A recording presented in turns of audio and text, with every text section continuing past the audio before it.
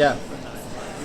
Compañeros, estoy aquí en el Café Nueva York de Budapest, que dicen que es el mejor café del mundo, y para presentaros, no sé si el mejor proyecto, pero por lo menos el mejor proyecto que voy a hacer yo en mi vida, seguro.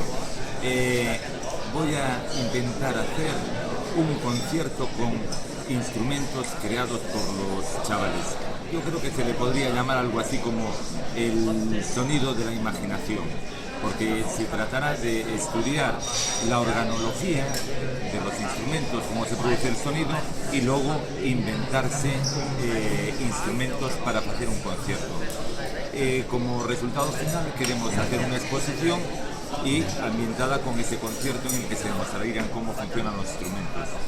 Las áreas curriculares a tocar serían la de música, plástica, lengua para crear el nombre de los instrumentos y historia. Y bueno, más adelante seguiremos hablando del gobierno.